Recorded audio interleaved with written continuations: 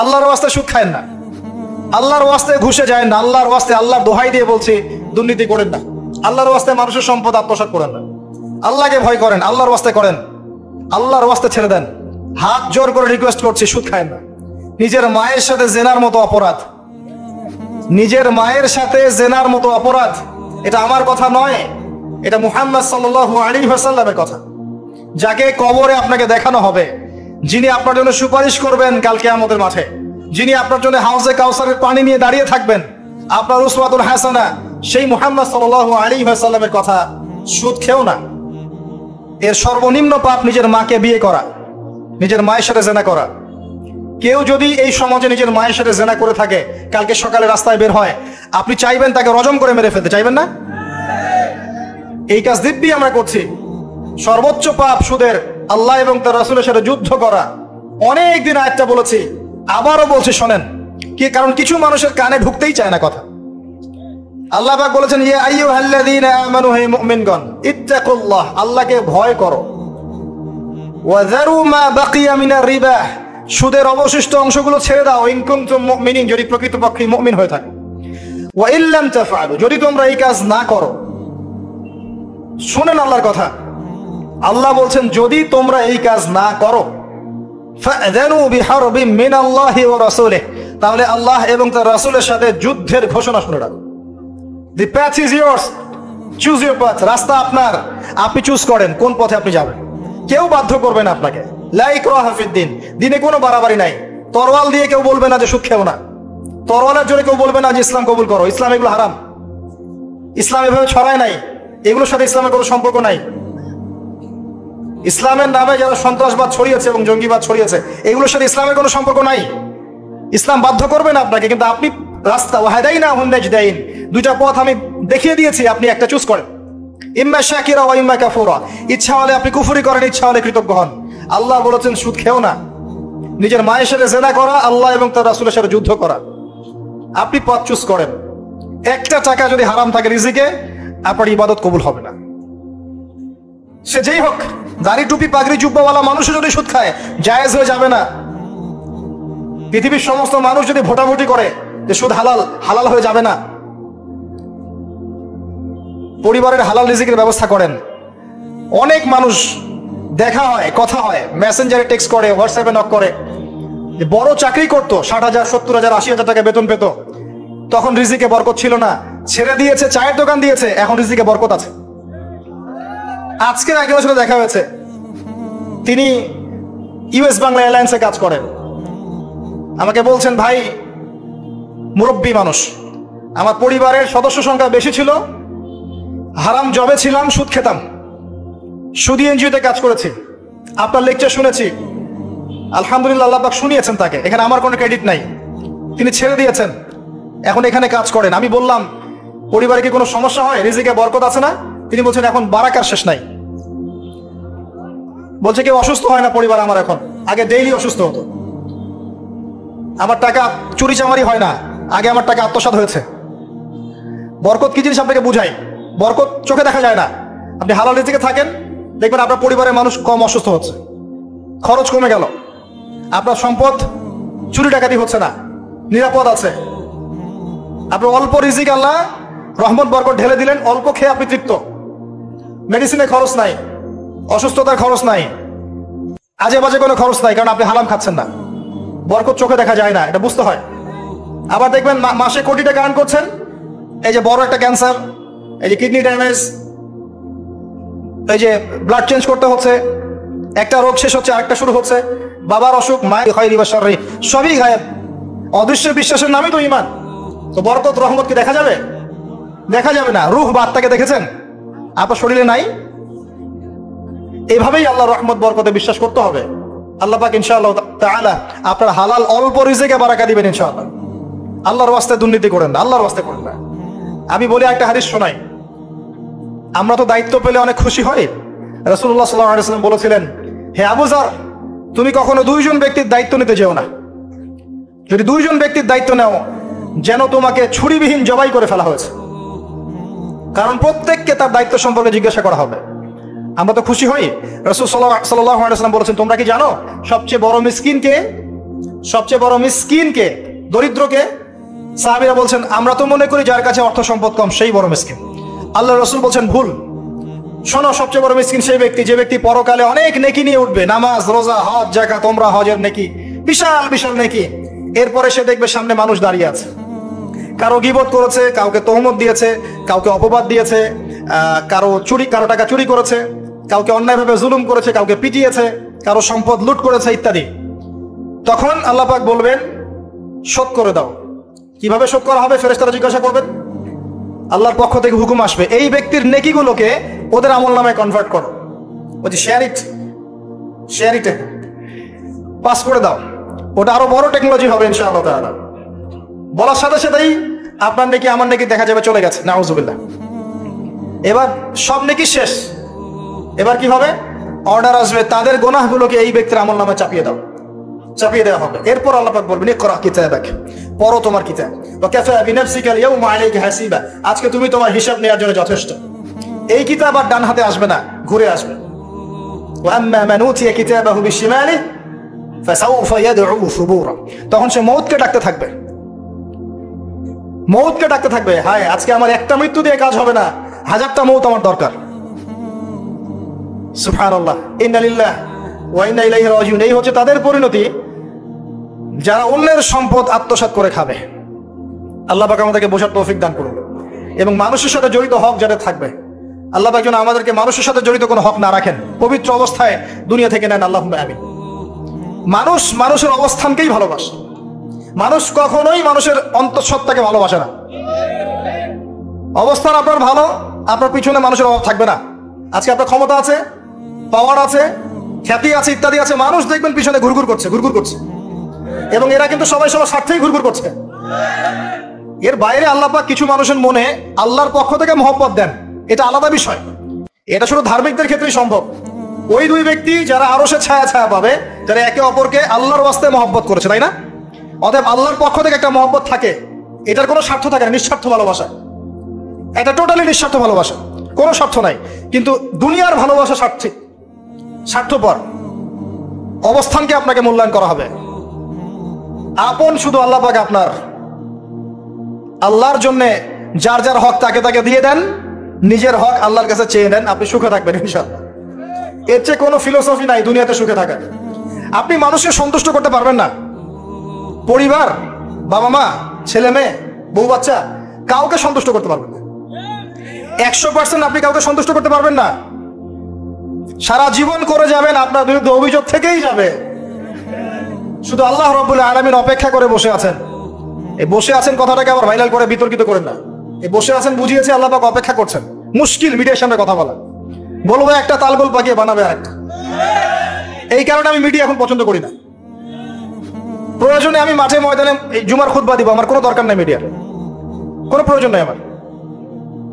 কিছু অফিসিয়াল রাখা হয়েছে এই কারণে যাতে এই কথাগুলো এর মধ্যে ভালোটুকু মানুষের কাছে পৌঁছে যায়, খারাপটুকু আমরা মুছে ফেলে দিই। ভালো, আমার খারাপের দরকার নাই।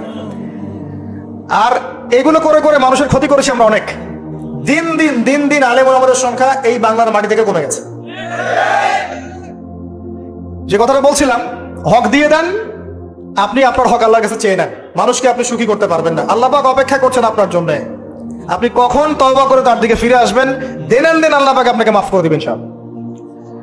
আল্লাহ পাক বলেছেন শোনেন, ইল্লা মান তাবা, যে অনেক গুনাহ করেছে, শিরক করেছে, জিনা করেছে, মদ খেয়েছে, বেদাত করেছে, হারাম খেয়েছে, আল্লাহ পাকের অবাধ্য হয়েছে, নামাজ পড়ে নাই, যাকাত দেয় না, ইত্যাদি ইত্যাদি অনেক অন্যায় করেছে, একদিন তওবা করে ফিরে এসেছে। আল্লাহ পাক বলেছেন ইল্লা মান তাবা, যে ব্যক্তি তওবা করে ফিরে আসলো, ওয়া আমানা, এবং ঈমান নিয়ে আসলো, ওয়া আমিলা আমালান সালিহান, এবং এখন থেকে সৎ আমল করা শুরু করলো।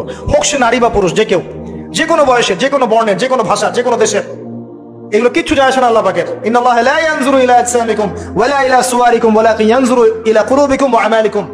আল্লাহ পাক শুধু কলব দেখেন, আমল দেখেন, রক্ত মাংস বর্ণ এগুলো দেখেন না। আল্লাহ পাক ফিরে এসেছে, আমল ঈমান এনেছে, আমল সালেহ করেছে।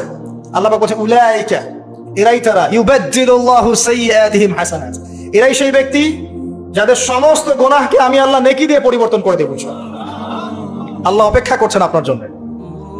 আপনার কাছে আসার গল্পটা হোক আল্লাহর কাছে আসার। এই জেনার কাছে আসার গল্প দিয়ে কোনো লাভ নাই। আল্লাহ পাক যেটা বলেছেন, লা তাকরাবুজ জিনা, জিনার কাছেও যেও না। আপনি দেখবেন এখন বলা হচ্ছে জেনাটাই হচ্ছে কাছে আসার গল্প। আমি বলি শোনেন, নিমের ডাল দিয়ে দাঁত মাজেন। নিম গাছের ডাল আছে না, নিমের ডাল দিয়ে দাঁত মাজেন, এই পেস্ট ছেড়ে দেন, বয়কট করে ফেলেন, দেখবেন কয়দিন পর ক্ষমা চাবে যে ভুল হয়ে গেছে, আমরা এগুলা এক বানাবো না। আমরা যে নরম সরম মানুষ, কোন ইনিশিয়েটিভ নিতে পারি না, এই জন্য চড়া হয়ে বসে থাকি। প্রতিটা সেক্টরেই দুর্নীতি চলছে। এই যে কাছে আসার গল্পের নাম দিয়ে মানুষকে জেনা করাচ্ছে।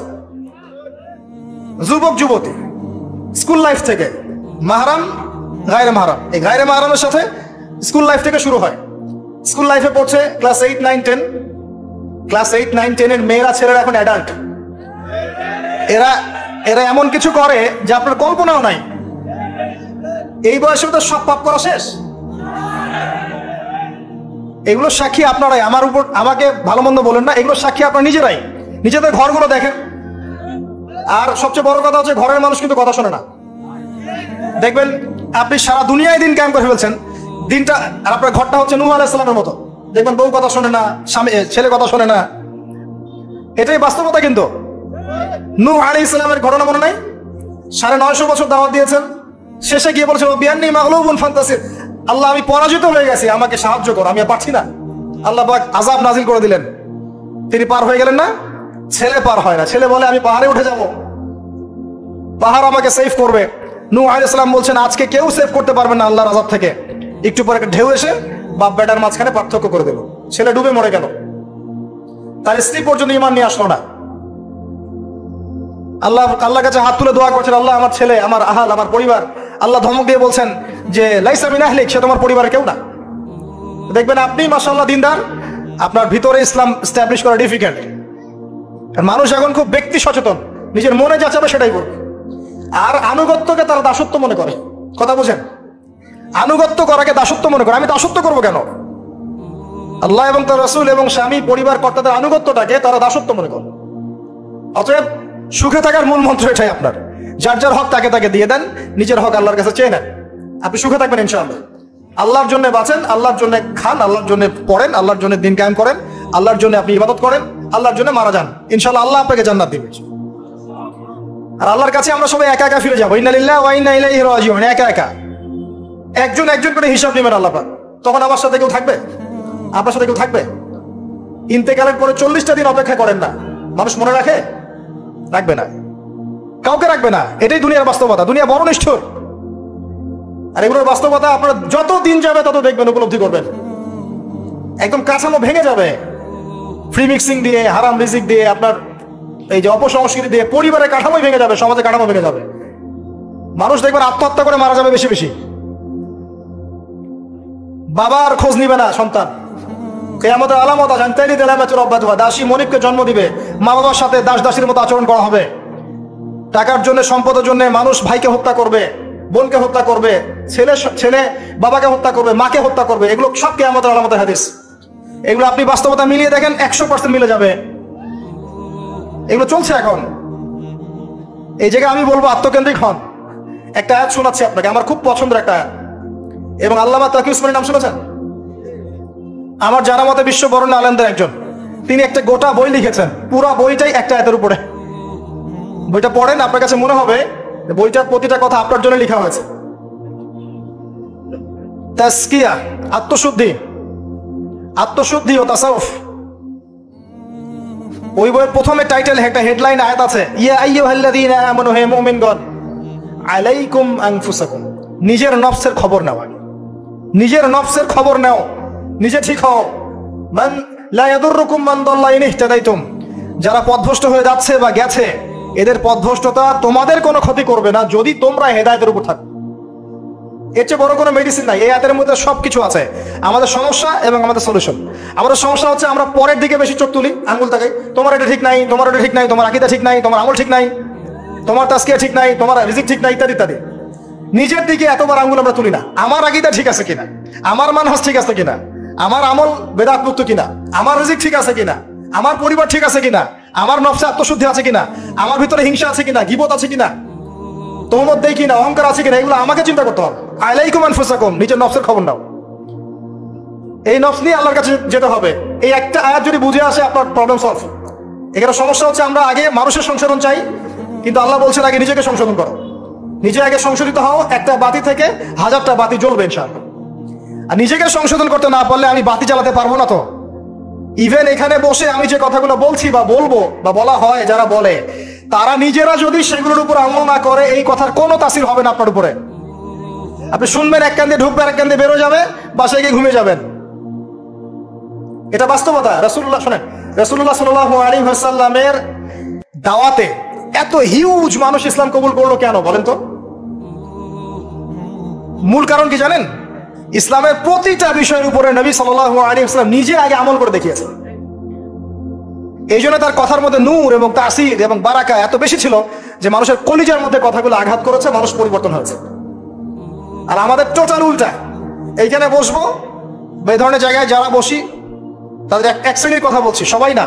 এখানে অনেক মানুষ আছেন যারা আল্লাহওয়ালা এবং যারা বেশি ভাইরাল না, যারা তো সেলিব্রিটি না, রাতের বেলা তাহাজ্জুদ পড়ছেন, দেখেন কোন মাদ্রাসায় খেদমত করছেন, এমন কিছু করছেন যাদেরকে কেউ চেনে না আল্লাহ ছাড়া, তারা আল্লাহর কাছে সেলিব্রিটি। এখানে টোটালি উল্টা। আমরা বলি যেটা সেটা নিজেরা করি না, আর সেটা করি যা বলি না। আমি আপনাদেরকে বলি, আমি যা জানি তার 30-40% আমি আপনাদেরকে বলতে পারি না, ভয়ে বলি না। আর আমি যা বলি তার 100%-এর মনে হয় 50-60-70% আমি করতে পারি না। নিজেদেরকে নিয়ে শঙ্কিত আমরা যে কি হবে। তো এই আয়াতের উপর আমল ছাড়া আমাদের কোনো গতি নাই। ইয়া আইয়ুহাল্লাযীনা আমানু, হে মুমিনগণ, আলাইকুম আনফুসাকুম, নিজের নফসের খবর নাও। লা ইয়াদুররুকুম মান দাল্লা ইন ইহতাদাতুম, তোমরা যদি হেদায়েত প্রাপ্ত হয়ে থাকো ওদের পথভ্রষ্টতা তোমাকে ক্ষতি করবে না। ইসলামের শত্রুদের কথা বাদ দেন, আগে নিজেকে ঠিক করেন, নিজে থেকে ঠিক করেন। নিজেরা নামাজি হন আল্লাহর ওয়াস্তে, আল্লাহর ওয়াস্তে হালাল খান, পরিবার ঠিক করেন, জ্ঞান অর্জন করেন, আল্লাহর ওয়াস্তে দিনের কোনো খেদমতের চেষ্টা করেন, আপনার জানমাল সময় শ্রম দিয়ে আল্লাহর ওয়াস্তে কিছু করেন, দেশকে কিছু দেন, রাষ্ট্রকে কিছু ভালো কিছু দেন, উম্মাকে কিছু ভালো কিছু দেন, আপনার প্রতিভা দিয়ে মানুষের কল্যাণ করেন, মানবতার কোনো খেদমত করেন। কোনোদিনও আমাদের সবার সব বিষয় এক হবে না। কোশ্চিন কালেও প্রতিটা বিষয়, প্রতিটা মাসলাকে, আকীদাগত বিষয় হোক আর আমলের হোক আর মুআমালাতের হোক, আমরা কখনো সবগুলো বিষয়ে ঐক্যমতে পৌঁছাতে পারবো না, থাকবেই ইখতিলাফ। এরপরও যদি আমরা সবাইকে এক উম্মাহ মনে করতে ব্যর্থ হই, এই অবস্থা হবে। আসেন, আলোচনা অনেক গভীরে চলে গেছি, বাইরে আসে। বেশি গভীর বললে মাথার উপর দিয়ে যাবে, বুঝতে পারবেন না। আল্লাহ পাক 7 শ্রেণীর মানুষকে আরশে আজিমে ছায়ায় ছায়া দিবেন। এক শ্রেণী হচ্ছে যারা ন্যায়পরায়ণ শাসক। যারা ন্যায়পরায়ণ শাসক হবে তাদের সামনে দুইটা গন্তব্য, হয় তারা আরশে আজিমের ছায়া ছায়া পাবে, নচেত জাহান্নামের আগুন অপেক্ষা করছে। কারণ প্রত্যেকটা দায়িত্ব সম্পর্কে আল্লাহ পাক জিজ্ঞাসা করবেন। এবং নবী সাল্লাল্লাহু আলাইহি ওয়াসাল্লাম একটা হাদিসের মধ্যে বলেছেন যে তোমরা কি জানো কিয়ামতের মাঠে সবচেয়ে বড় মিসকিন কারা হবে? সাহাবায়ে কেরাম বলছেন, আমরা তো মনে করি যার সম্পদ কম, অর্থবিত্ত কম, সেই সবচেয়ে বেশি মিসকিন, সবচেয়ে বড় মিসকিন। আল্লাহর নবী সাল্লাল্লাহু আলাইহি ওয়াসাল্লাম বলছেন, বরং প্রকৃত মিসকিন সে ব্যক্তি যে কিয়ামতের মাঠে নামাজ, রোজা, হজ, যাকাত আমলের নেকি নিয়ে উঠবে, পাহাড় সম নেকি নিয়ে উঠবে, কিন্তু অনেক পাওনাদার দাঁড়িয়ে থাকবে। কারো হক নষ্ট করেছে, কারো গীবত করেছে, কারো অপবাদ, কাউকে অপবাদ দিয়েছে, কাউকে অত্যাচার করেছে, সবাই দাঁড়িয়ে থাকবে। এদের হক আদায় না করা পর্যন্ত সে পুলসিরাত পার হতে পারবে না। তখন কি করতে হবে? নিজের নেকি ওদেরকে দিতে হবে, কারণ তখন কোনো বেচা কেনার সুযোগ নাই, হক আদায়ের কোনো সুযোগ নাই। নিজের নেকি ওদেরকে দিয়ে শোধ করতে হবে। নেকি শেষ হয়ে গেলে কি হবে?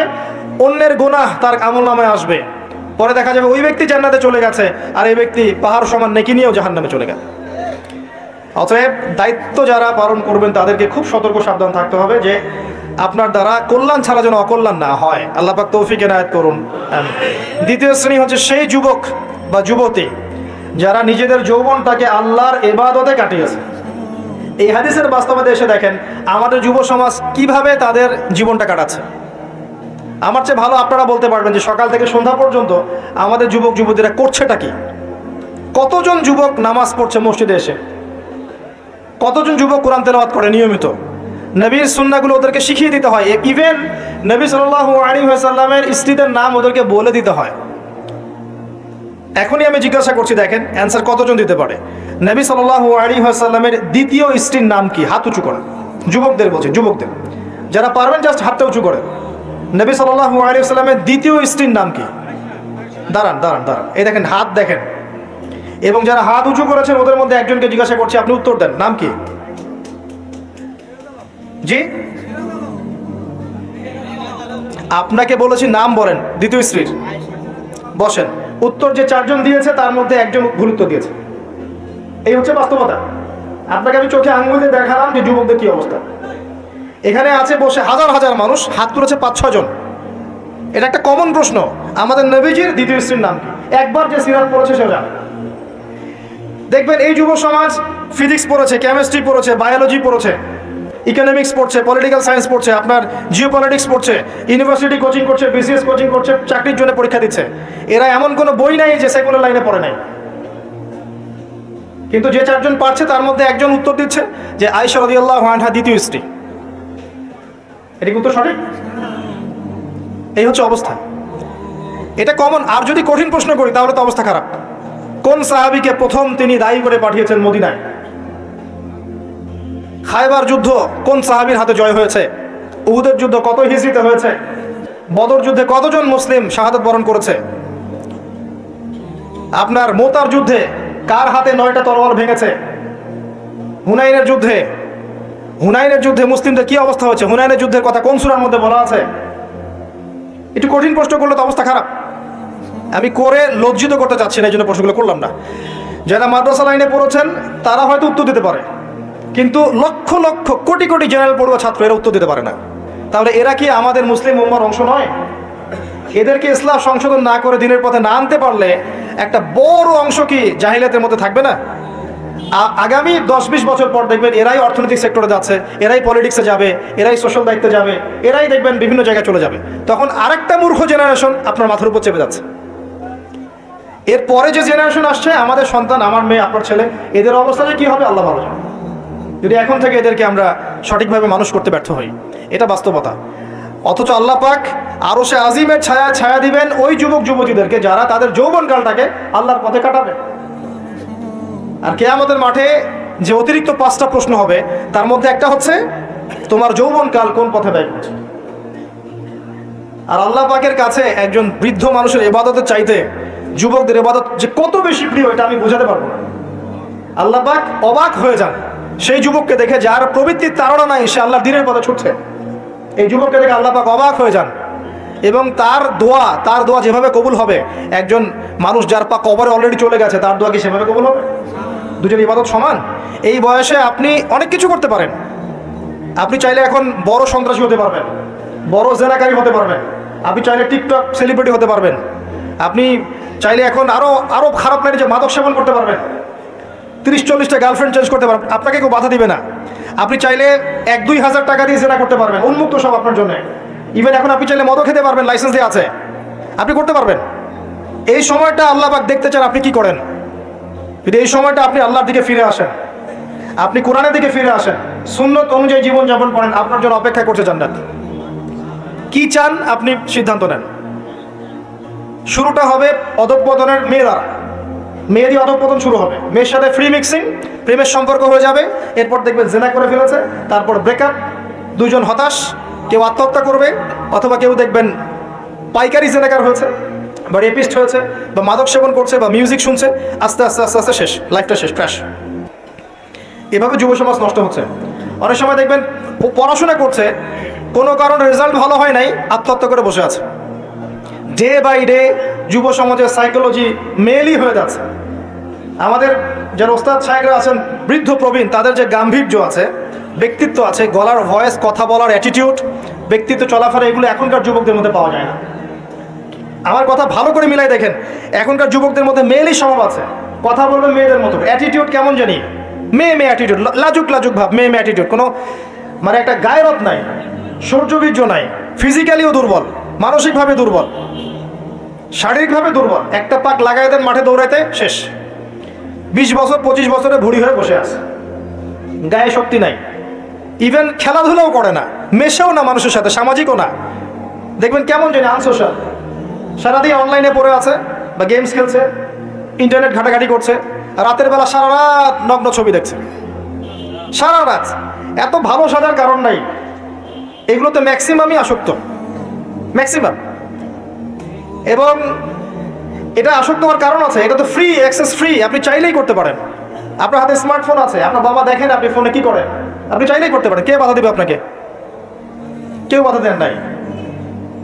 আর এই যে গার্লফ্রেন্ড বয়ফ্রেন্ড সংস্কৃতি যখন থেকে ছড়িয়েছে, যা ইচ্ছা তাই করছে এরা। এবং এখন এই কাজগুলো শুধু ছেলেরা করছে না, মেয়েরাও করছে। মেয়েরাও মাদক সেবন করে এখন, জানেন? মেয়েরাও পণ দেখে। আর মেয়েদের ড্রেস আপ তো আমি বলার অপেক্ষা রাখে না। নতুন কি প্রোডাক্ট আসলো, নতুন কি কসমেটিক্স আসলো, নতুন কি ডিজাইন আসলো, নতুন কোন সিরিয়াল আসছে, কোন নায়িকা নতুন ডিজাইন ফ্যাশন করলো, সব নিয়ে ব্যস্ত হয়ে আছে। আমি ওদিকে আসবো পরে। এতটুকু বলছি, এই যুবক যুবতীর জন্য আল্লাহ পাক আরো সে আজিমের ছায়া রাখেন নাই। উম্মার জন্যে জীবন দেয়া অনেক পরের কথা। যদি দেশের জন্য জীবন দেওয়ার প্রশ্ন আসে, এরা তাও দিতে পারবে না। আমি চ্যালেঞ্জ করব, এরা সেই জেনারেশন নয় যে জেনারেশন ৭১ সালে অস্ত্র হাতে নিয়েছিল পাকিস্তানিদের এগেনস্টে। এটা সেই জেনারেশন নয়। এই মাদকাসক্ত জেনারেশনকে দিয়ে এটা আপনি আশা করতে পারেন না। নৈতিকতার অধঃপতন আছে এদের মধ্যে, মানবিকতা নাই, নৈতিকতা নাই। রেপিস্ট জেনারেশন, জেনাকারী জেনারেশন, মাদকাসক্ত জেনারেশন। একে দিয়ে আপনি সেই বিষয় পাবেন না। ওটা আমাদের বাপদাদারা করে গেছে। সলিউশন কি? সলিউশন একটাই, এদেরকে নামাজি বানাতে হবে। ৫ ওয়াক্ত নামাজি হলে লাইফটা রুটিন ওয়াইজ চলে আসবে, ডানে বামে যেতে পারবে না। এদেরকে প্রশান্তির উৎস দিতে হবে। এদের প্রশান্তির উৎস হচ্ছে একটা কোরআন, এবং দ্বিতীয়টা হচ্ছে এদের বয়স হয়ে গেলেই এদেরকে বিয়ের ব্যবস্থা করতে হবে। তৃতীয়টা হচ্ছে এদের বেকারত্ব দূর করার চেষ্টা করতে হবে। এবং সবসময় একই ধাঁচে বেকারত্ব দূর করার চেষ্টা করলে হবে না। ক্রিয়েটিভ কিছু করেন, আপনার প্রতিভা দিয়ে এমন কিছু করেন যেটা ক্রিয়েটিভ।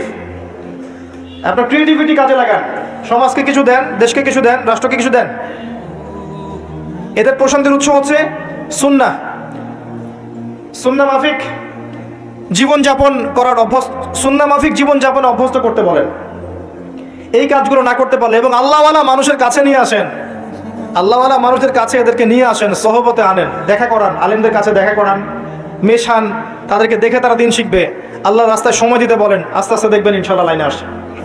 আদারওয়াইজ আপনি এই জেনারেশনকে দিয়ে আগামীর ভবিষ্যৎ আশা করতে পারেন না। বাস্তবতা খুব খারাপ। বাইরে যা দেখা যাচ্ছে ভিতরটা এমন নয়। ভিতরে ঢোকেন, দেখবেন নোংরামি দিয়ে ভরে গেছে সব কিছু। অনেক সময় দেখবেন বাইরে থেকে যাদেরকে দেখে পরিষ্কার মনে হচ্ছে, এদের ভিতরে নোংরামি ধরে গেছে। এইগুলো দূর করার জন্য একটাই ওষুধ, তাসকিয়া, আত্মশুদ্ধি। আমি সবাইকে অনুরোধ করব, আল্লামা তকি উসমানী হাফিজাহুল্লাহর একটা বই পড়তে। আত্মশুদ্ধি ও তাসাউফ একটা বই আছে। আত্মশুদ্ধি ও তাসাউফ একটা বই আছে, আপনি পড়েন। আমি আপনাকে এনশিওর করছি, আপনার কাছে মনে হবে যে প্রতিটা লাইন আপনার জন্য লেখা হয়েছে। প্রত্যেকটা লাইন পড়বেন, মনে হবে আপনার জন্যই লেখা হয়েছে বইটা। একবার বইটা পড়ে স্বাদ মিটবে না, বারবার পড়তে ইচ্ছা করবে। একটা বই পড়েন। আর অনেক বইয়ের নাম বলতে পারতাম আমি, কিন্তু আমি এখন যেটা ফিল করছি, সবচেয়ে দুর্বল জায়গা আমাদের আত্মশুদ্ধির জায়গাটা। আত্মশুদ্ধি না আসলে আপনি এই খবিস কলবগুলোকে দিয়ে আলো জ্বালাতে পারবেন না, এটা সম্ভব না। আল্লাহর ওয়াস্তে বইটা পড়েন, কিনতে পারবেন? বাসায় লাইব্রেরি আছে কার কার? হাত তোলেন। বাসায় দিন ইসলামের দিনিয়াত লাইব্রেরি কার কার আছে? ইসলামী বইয়ের লাইব্রেরি আছে ব্যক্তিগত সংগ্রহে? লাইব্রেরি করেন, দেখেন লাইব্রেরির সংখ্যা কতগুলো। কিন্তু জেনারেল লাইব্রেরি কয়জনে আছে? হাত তোলেন। স্কুল কলেজ ইউনিভার্সিটির বই দিয়ে ভর্তি কার কার বাড়ি? সবার বাড়ি ভর্তি, মাশাআল্লাহ। তো এইগুলো নিয়ে কবরে যাবেন ইনশাআল্লাহ, তাই না? প্রতি মাসে ১,০০০ টাকার বই কেনা কি খুব কঠিন? আচ্ছা, ৫০০ টাকার বই কেনা খুব কঠিন? ৫০০ টাকা তো আপনার একটা ডেটিংয়ে চলে যায়। আপনার গার্লফ্রেন্ডকে নিয়ে কফি খেতে যান, ৫০০ টাকা কেন? ও তো ৩,০০০ টাকা বিল করে রেখে দিবে। সে তো আপনার টাকা খেতেই আসছে আপনার কাছে। আপনি কি মনে করছেন সে আপনাকে ভালোবেসে এসেছে? সে আপনার অবস্থানকে ভালোবাসে। কে বলেছে সে আপনাকে ভালোবাসে? সে আপনার অবস্থানকে ভালোবাসে। এগুলো তো নষ্ট করছেন টাকা পয়সা। চায়ের দোকানে বসে ইন্টারনেটের মেগাবাইট কিনে, ওয়াইফাই বিল দিয়ে, অমুক তমুক করে সমস্ত কিছু করে টাকাগুলো নষ্ট করছেন। কিন্তু আপনি চাইলে প্রতি মাসে ৫০০-১,০০০ টাকার বই কিনতে পারেন। কেনা খুব কঠিন? পড়াশোনা করতে হবে। পড়াশোনার অভ্যাস না থাকলে একদিনের লেকচার শুনে আপনার আদতে কোনো উপকার হচ্ছে না। বিশ্বাস করেন, পড়াশোনা করেন, ইমান বাড়বে, তাসকিয়া হবে। আসেন ওই জায়গায় আসেন। ওই যুবক এবং যুবতী যারা নিজেদের যৌবনকালটাকে আল্লাহর পথে উৎসর্গ করেছে, বিলিয়ে দিয়েছে, তারা আরো সে ছায়া ছায়া পাবে ইনশাআল্লাহ। ৩ নাম্বার হচ্ছে সেই যুবকরা খুব ভালো করে শোনেন, সেই যুবক যাকে কোনো সুন্দরী উচ্চ বংশীয় নারী জেনার জন্য আহ্বান করেছে, ওখানে দেখার কেউ ছিল না, কিন্তু যুবকটা বলেছে আমি আল্লাহকে ভয় করি, আমাকে দেখান এমন যুব সমাজ যারা চরিত্র ইউসুফের মতো আলাইহিস সালাম। ইউসুফ আলাইহিস সালাম হচ্ছে আপনার চারিত্রিক আদর্শ। পড়ে দেখেন সূরা ইউসুফ। আর অনেকে সূরা ইউসুফকে ইউসুফ জুলাইখার প্রেম কাহিনী বানিয়ে দিয়েছে, তাই না? এগুলো কিন্তু মিথ্যা সিরিয়াল দেখছেন, এগুলো ভালো না সিরিয়ালগুলো, এগুলো কিন্তু বাজে কথা ছড়ানো হচ্ছে। সূরা ইউসুফ জুলাইখার প্রেম কাহিনী ছিল না। সূরা ইউসুফ মূলত ইউসুফ আলাইহিস সালাম এবং তার পিতার প্রেম কাহিনী। ভালো করে পড়ে দেখবেন। সন্তানের জন্য কাঁদতে কাঁদতে তার বাবার চোখ নষ্ট হয়ে গেছে। 12 বছর তার সন্তান জেলখানায় বিনা অপরাধে। রব্বিস সিজনু আহাব্বু ইলাই মিম্মা ইয়াদউনানি, আয়াতটা কি জানি, এরকম না একটা। তো তিনি বলছেন সিজন, কারাগার আমার কাছে বেশি পছন্দ, তারা যেদিকে আমাকে আহ্বান করছে এর চাইতে বেশি। 12 বছর বিনা অপরাধে জেলখানায়। আল্লাহ পাকের কৌশল ছিল এগুলো। ওয়া মাকারু ওয়া মাকারাল্লাহ ওয়াল্লাহু খায়রুল মাকিরিন। এখানে মূল বিষয় হচ্ছে ইউসুফ আলাইহিস সালামের পিতা যখন অন্ধ হয়ে গেছেন, ইউসুফ আলাইহিস সালাম একটা কাপড় পাঠিয়েছিলেন, মনে আছে? এই কাপড়টা নিয়ে যখন যাওয়া হচ্ছে, যোজন যোজন দূর থেকে তার পিতা বলছেন আমি ইউসুফের গায়ের গন্ধ পাচ্ছি। এটা কার প্রেম কাহিনী? ইউসুফের সাথে তার বাবার। তো এই চরিত্র ধারণ করতে হবে, আল্লাহ পাক তৌফিক দান করুন। 4 নাম্বার, ওই দুইজন মানুষ যারা একে অপরকে শুধু আল্লাহর জন্য ভালোবাসে। এই যে ভালোবাসার সংজ্ঞা শেখেন। মাকে ভালোবাসেন আল্লাহর জন্য, বাবাকে ভালোবাসেন আল্লাহর জন্য, স্ত্রী সন্তানকে ভালোবাসেন আল্লাহর জন্য, আলেম ওলামাকে ভালোবাসেন আল্লাহর জন্য। আপনার ভালোবাসা হোক আল্লাহর জন্যে, তখন আপনি মানুষের দুর্ব্যবহারে কষ্ট পাবেন না। যখন কাছের মানুষরা আপনাকে কষ্ট দিবে, এবং কাছের মানুষ কষ্ট আপনাকে দিবেই, কাছের মানুষটা আপনাকে বেশি কষ্ট দিবে জীবনে, তখন আপনি কষ্ট পাবেন না যদি আল্লাহর জন্য ওদেরকে ভালোবাসেন। যে আমি তো আল্লাহর জন্য এই কাজগুলো করছি, তারা শুকরিয়া আদায় করলেই বাকি আর না করলেই বাকি, তখন আপনি কষ্ট পাবেন না। দুইজন ব্যক্তি যারা আল্লাহর জন্য পরস্পরকে মহব্বত করে, এই দুইজন মানুষকে আল্লাহ পাক আরশের ছায়া দিবেন। পারা যাবে ইনশাআল্লাহ। 5 নাম্বার, সেই ব্যক্তি যে এত গোপনে দান সাদাকা করে, যার বাম হাত জানে না ডান হাত কি সাদাকা করেছে। পারা যাবে? এখন তো ওই যে মাশাআল্লাহ আমরা নাম লিখাই আর সদকা করি, তাই না? অমুকে 10,000, অমুক সাহেব 20,000, অমুক 500। প্রথমে বড় বড় নোটের সাদাকা হয়। আমি অবশ্যই এটা জানতাম না, মাঠে নেমে বুঝতে পারছি। প্রথমে বড় বড় ফিগার বলে, কে দিবেন 5,000 হাত তোলেন, তারপর 5,000 লেখা হয়। তারপর কে দিবেন 1,000 হাত তোলেন, কে দিবেন 500 হাত তোলেন, নাম টাম লেখা হয়। পরে লাস্টে বলে যে কালেকশন করছে, আচ্ছা খুচরাগুলোও দেন, পরে খুচরাগুলোও দেওয়া হয়। জানিয়ে দান করা যায়। অনেক সময় এমন হয়েছে, নবী সাল্লাল্লাহু আলাইহি ওয়াসাল্লাম বলেছেন কার ঘরে কি আছে নিয়ে আস।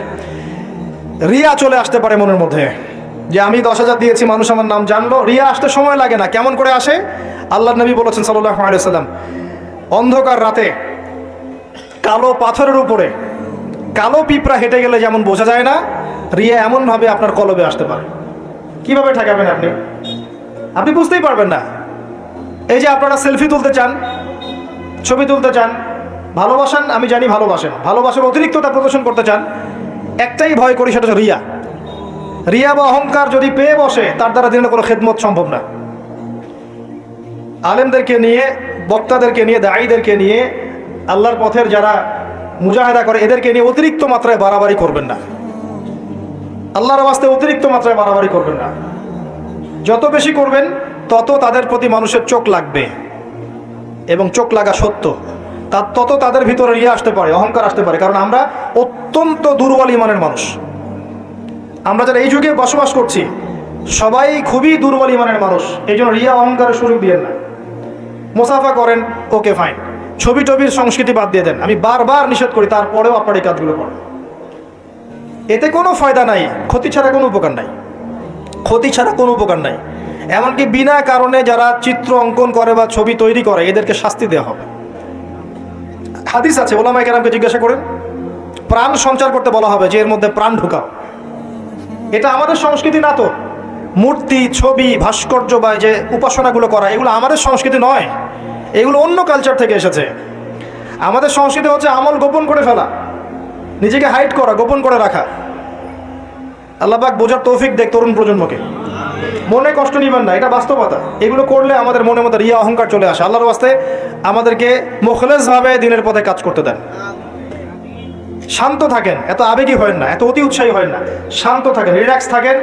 দিনের বিজয় একদিনে এক তাকবীরে হবে না, একদিনে দিনের বিজয় হবে না। আস্তে আস্তে আস্তে আস্তে দিন এগিয়ে যাবেন ইনশাআল্লাহ। আল্লাহ পাকের একটা সুন্নাহ, আল্লাহ পাকের একটা চিরন্তন সুন্নাহ হচ্ছে হুটহাট কিছু আল্লাহ পাক করেন না। দিন থেকে রাত হয় কি ধাপ করে হয়? আস্তে আস্তে আস্তে আস্তে রাত হয়, খেয়াল করে দেখেছেন? তারপরে যখন দিন হবে, রাত আস্তে আস্তে কেটে যাবে, দিন আস্তে আস্তে আসবে। ধাপ করে সূর্যোদয় হয়? হয় না। এটা আল্লাহ সুন্নাহ, একবারে কিছু হয় না। আপনি অসুস্থ হয়েছেন, দেখবেন আস্তে আস্তে সুস্থ হবেন, খেয়াল করে দেখেন। আবার আপনি আস্তে আস্তে অসুস্থ হবেন, ধাপ করে হবেন না। আল্লাহ পাকের সুন্নাহ আছে। দিনের বিজয়ে নবী সাল্লাল্লাহু আলাইহি ওয়াসাল্লামের 23 বছর সময় লেগেছে। ধীরে ধীরে স্টেপ বাই স্টেপ হবে। অতএব অতি উৎসাহী হবেন না, অতি আবেগী হবেন না, কনস্ট্রাকটিভ কাজ করেন, মাথা ঠান্ডা রাখেন, অতি আবেগী হবেন না, রিল্যাক্স থাকেন, আস্তে আস্তে দিনের কাজ করেন, ইনশাআল্লাহ দিন এগিয়ে যাবে ইনশাআল্লাহ। বেশি বেশি মানুষকে দেখাতে যায়েন না। আমার কথা শোনেন, আজকে বাংলাদেশে কয়জন কাদিয়ানি হয়েছে, কয়জন খ্রিস্টান হয়েছে আপনি কি জেনেছেন? যারা করেছে ওরা কি ফেসবুকে স্ট্যাটাস দিয়েছে, ছবি দিয়েছে, আজকে অমুককে খ্রিস্টান বানালাম, দেখেন দিয়েছে? যদি দিত তাদের কাজে তারা এখন সফল হতো না। যদি ওরা শুরু থেকে এই কাজগুলো করতো তাদের কাজে তারা এত সফল হতো না। এখন দেখবেন কয়দিন পর কাদিয়ানীদের কনফারেন্স হবে, দেখে নিন। কয়দিন পর দেখবেন যারা খ্রিস্টান হচ্ছে তারা প্রকাশ্যে সমাবেশ করবে, প্রকাশ্যে মানুষ শিয়া হয়ে যাচ্ছে, কত কি হয়ে যাচ্ছে আপনার খবরই নাই। প্রত্যন্ত অঞ্চলগুলো ঘুরে আসে, দেখেন এগুলো দিয়ে ভর্তি হয়ে গেছে। গলায় যে রশি এটা অলরেডি পরিয়ে টান দেওয়া শেষ, আর আমরা পরে আছি শোডাউন নিয়ে, ছবি তোলা, আপলোড দেওয়া, ভিডিও করা, এই করা। আমরা এত আবেগী কেন ভাই? যারা প্র্যাকটিক্যালি কাজ করছে ওরা এত আবেগ দিয়ে কাজ করছে না, প্র্যাকটিক্যালি কাজ করছে। দেখেন মাঠে ময়দানে কাজ করে শেষ করে ফেলছে। বিশ্বাস হচ্ছে না কথা? আপনি উত্তরবঙ্গ ঘুরে আসেন, গিয়ে দেখেন, পার্বত্য অঞ্চল ঘুরে আসেন, দেখেন। আর আমরা পরে আছি আইওয়া শোডাউনে। একটা লেকচার দিলে মনে হয় যে সারা জগতের মানুষকে জানাতে না পারলে ভালো লাগে না। গাড়ি থেকে নামবো, সারা দেশের মানুষ দেখুক আমি গাড়ি থেকে নামছি, ঠিক আছে? একজন ভাইকে পেয়েছি, সেলফি ফেসবুক তুলে, মানে একাকার অবস্থা, দেখুক সারা দেশের মানুষ যে উনি এসেছে স্টেজে।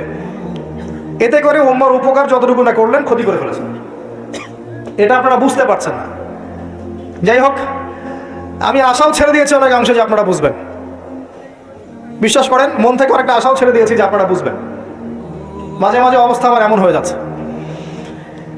তারপরে দোয়া করি আল্লাহ পাক সবার মধ্যে সদ্বুদ্ধির উদ্ভব ঘটাক, আপনাদেরকে স্মার্ট মুসলিম হওয়ার তৌফিক দান করুন।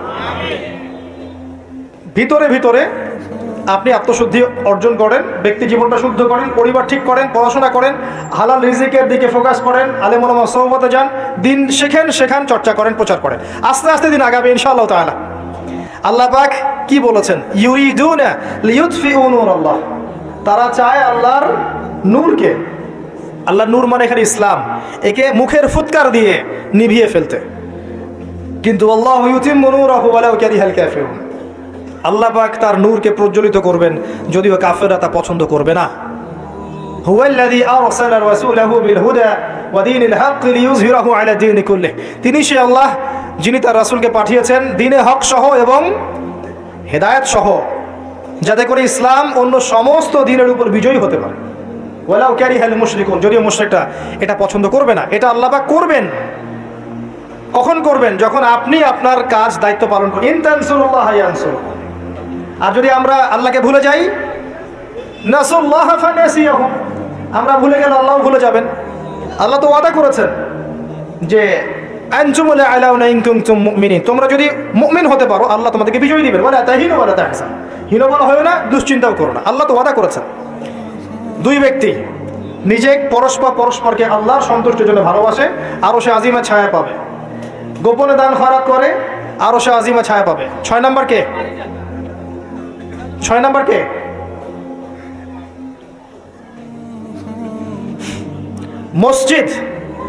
মসজিদের সাথে যাদের কলব অন্তর জুড়ে থাকে এরা হচ্ছে এক শ্রেণী। আমি সিরিয়াল 1 নাম্বার বলেছি ন্যায় পরায়ণ বাদশা।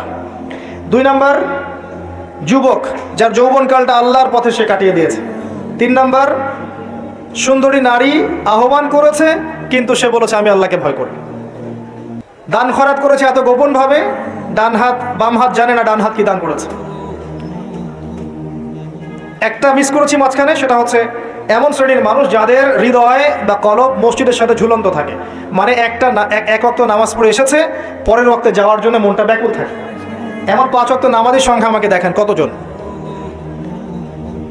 এবং যারা পড়ছি তারাও নামাজ বুঝে পড়ছে কিনা, নামাজে দিল লাগে কিনা, নামাজ পড়ে তৃপ্তি হচ্ছে কিনা, নামাজ পড়েও হারাম ছাড়তে পারছে কিনা, এগুলো খেয়াল করে। ফজর এশায় কয়জন আসছে খেয়াল করে, এগুলো ইম্পর্টেন্ট জিনিস, বেসিক জিনিস। আরেকটা হচ্ছে 7 নাম্বার, যে আল্লাহর স্মরণে যেই ব্যক্তিরা গোপনে চোখের পানি ফেলতে পারে, আল্লাহকে স্মরণ করেছে গোপনে নীরবে নিভৃতে, চোখ দিয়ে দরদর করে পানি পড়ছে, এই চোখ জাহান্নামের আগুন দেখবে না ইনশাআল্লাহ। এই 7 শ্রেণীর মানুষকে আল্লাহ পাক তার আরশের ছায়ায় ছায়া দিবেন। আমরা কি আরশের ছায়া পেতে চাই? আল্লাহ পাক আমাদের এই 7 শ্রেণীর অন্তর্ভুক্ত হওয়ার তৌফিক এনায়েত করুন, আমিন।